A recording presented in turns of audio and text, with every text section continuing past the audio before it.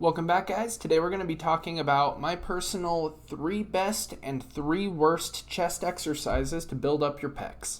Before I start the list though, I do want to add that I do think that most exercises have a time and a place for them. So just because I might list something as a worst chest exercise, that doesn't mean that I don't ever do them. It just means that a lot of the time I think there might be a better option.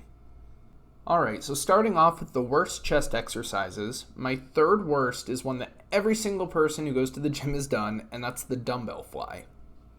Dumbbell flies are supposed to be the best at building a stretch in the chest, and while they do stretch the pec at the bottom of the motion, they aren't really any better than any other exercise that are able to load the lift heavier, like a bench press.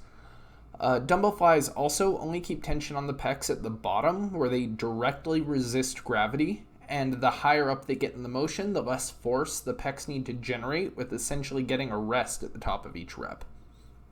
One thing I do like about dumbbell flies is that it's very easy to change the length of the lever, changing the difficulty of the lift, which can make it a useful exercise for eccentrics when you focus on lowering a heavy weight slowly, but then you need to be able to make the weight easier to get it back up to the top. Next up, coming in at my second worst chest exercise, is the one-arm cable cross. There's just a significant core aspect of this movement. I'm a big fan of the cable fly, like we'll see later in this video, but when you try to do them one side at a time, you're lowering the amount of total weight that you can lift, because not only does your core have to stay extremely sturdy, but the weight pulls you off balance.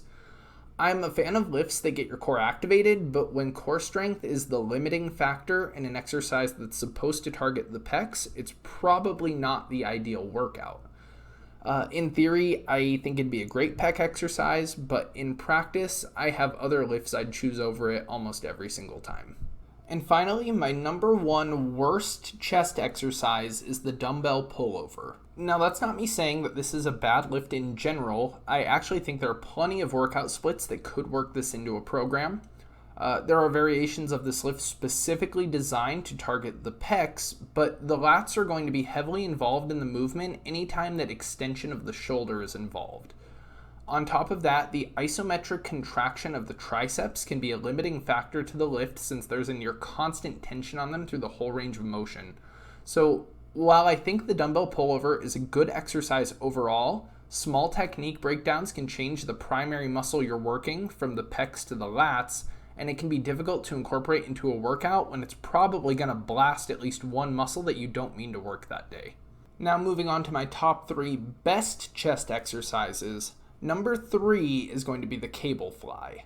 The one downside to this movement can be that balance is tricky when the weight you're moving gets high enough, but unlike the single arm cable cross, the counterbalance from doing both sides together helps to counteract that balance issue.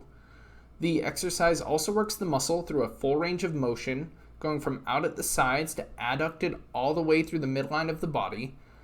Unlike dumbbell variations of this lift where gravity only works in one direction, the cables change the direction of the resistance as you go through the movement, getting higher activation of the pecs through the entire exercise. On top of that, it's easy to mix variations of the cable fly in a way that you can better target that clavicular head or sternal head of the pecs. Next up, the second best exercise you can do for your chest is the inclined barbell bench press, specifically with the bench angled below a 45-degree angle. A lot of inclined bench presses are angled too high, shifting too much of the focus of the lift onto the front delts. When the bench press passes that 45-degree angle, it becomes more of like a reclined shoulder press and less of a bench press to target the upper pecs. Since the line of pull of the upper pecs is so similar to that of the front delts, you'll still be working the pec regardless of the angle, but you'll get better chest activation when the angle is below that 45-degree mark. Even though I'm listing barbell variations here, the dumbbell variation is also good, but barbells are going to increase the loading capacity, allowing you to lift heavier weight for more reps, which can be better for hitting that clavicular head of the pec that can go underdeveloped for a lot of people. And finally, my number 1 exercise for developing the chest is the barbell bench press.